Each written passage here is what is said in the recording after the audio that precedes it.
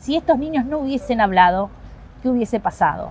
La jueza muy certeramente dice en su sentencia: ¿a cuántos niños salvaron estos niños?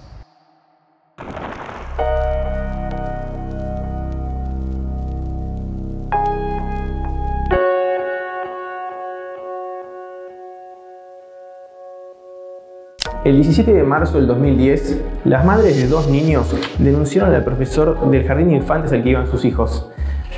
Lo acusaron de abuso sexual y fue el inicio de un largo proceso judicial que duró 12 años, que tuvo también gran repercusión mediática porque los compañeros del acusado aseguraban que era inocente.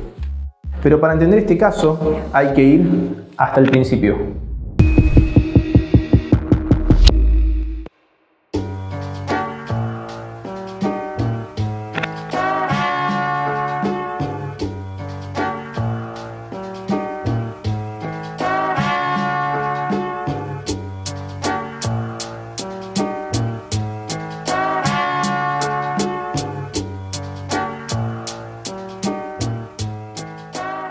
Lamentablemente, el 14 de marzo del 2010, mi hija, en nuestra casa, en la casa de mi pareja, al mediodía, le cuenta a mi pareja que estaba pasando por situaciones complejas.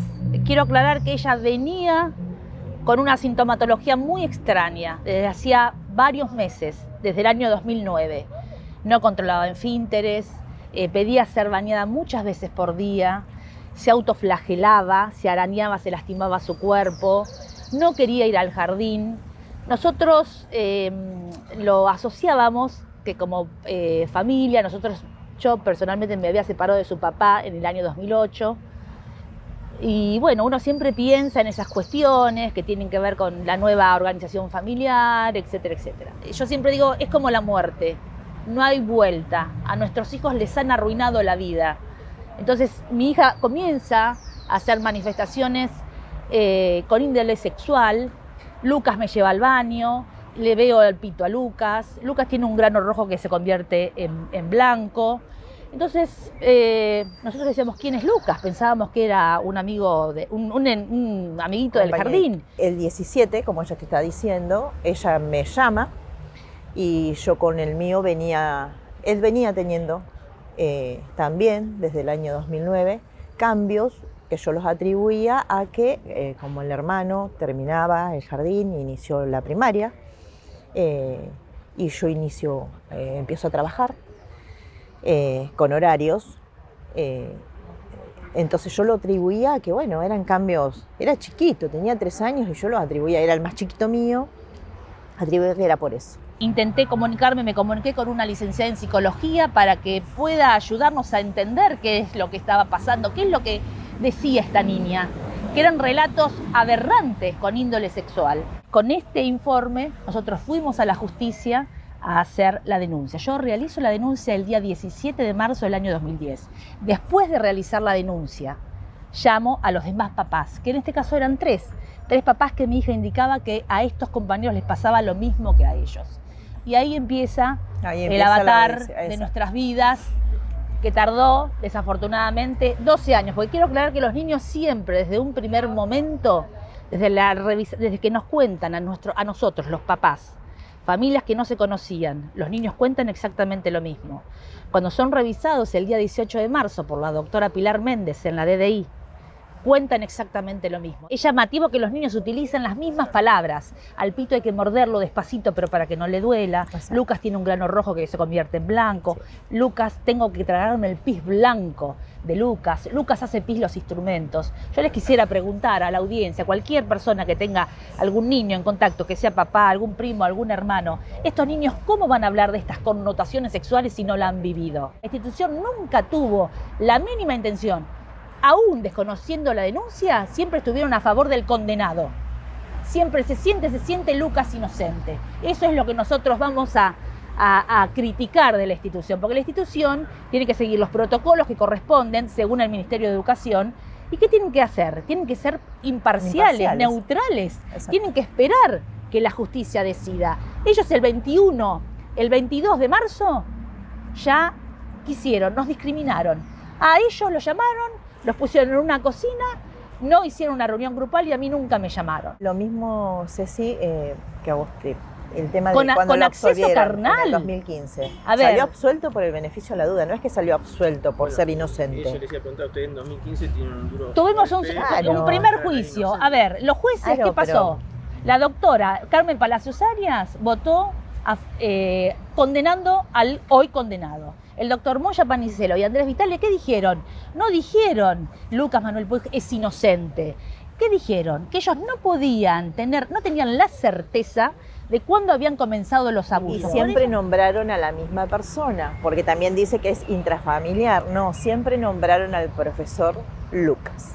Siempre.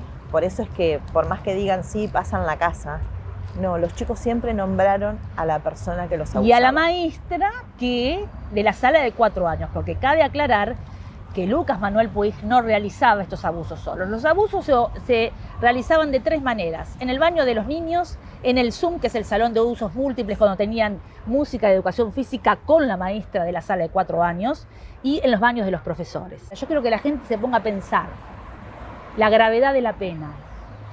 ¿Por qué 35 años? ¿Por qué es inocente? Lucas Manuel Puig nunca declaró en el juicio. En 2015, Lucas Puig fue declarado inocente. Sin embargo, un año más tarde, los integrantes de la Sala 5 del Tribunal de Casación bonaerense revocaron el fallo y ordenaron rehacer un nuevo debate oral.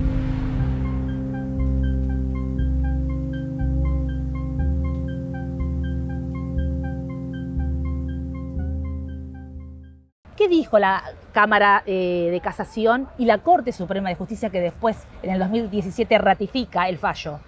Es una sentencia inválida. ¿Por qué? Porque tanto el doctor Moya Panicelo como Andrés Vitale, para hacer la sentencia, descartaron 50 pruebas. Háblanme justamente de qué es lo que no se tuvo en cuenta en el primer juicio. Bueno, Cámara Gesell principalmente. y después toda la carga probatoria, ¿no? Porque estamos hablando de peritos oficiales, de, digamos, la doctora Pilar Méndez cuando hace la revisación en la DDI. Es más de 50 pruebas, lo dice la sentencia. ¿Por qué esto no se tuvo en cuenta en su momento? Y porque los jueces no supieron apreciar la prueba, por eso se invalida la sentencia.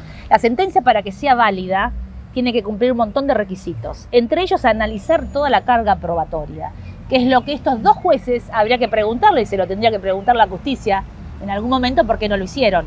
¿Qué dijo la Corte Suprema de la Provincia de Buenos Aires? Ratifica el caso, el fallo de casación. La sentencia es inválida porque no está dentro de la normativa vigente. Estos jueces no hicieron la sentencia como debe ser. Entonces es necesario que se haga un nuevo juicio con jueces probos, imparciales, que tengan en cuenta el caudal probatorio. Y por eso tuvimos un nuevo juicio hace unos días, en el año 2022.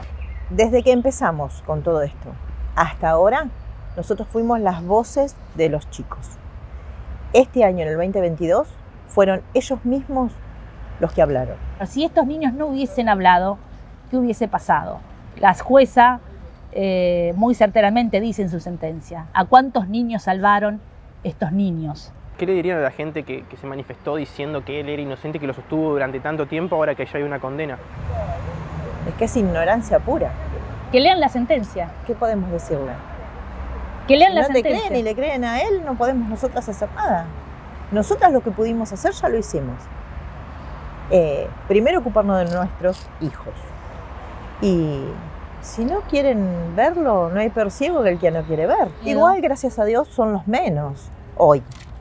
Sí. Es un grupo muy chiquito. Con todo esto de las amenazas, de las marchas y demás, y de tantos años que duró todo esto, ¿cómo están sus hijos hoy en día? ¿Cómo siguen hoy en día? El mío sigue en el colegio, se siente con la mochila un poco más liviana. Un poco. Un poco más liviana. Que salió el fallo, que sabe que su abusador está encerrado. Yo vengo diciéndolo, él empezó a salir. Es como si estos 12 años hubiese estado él encerrado y el condenado suelto, y ahora las cosas se dieron vuelta y mi hijo está libre.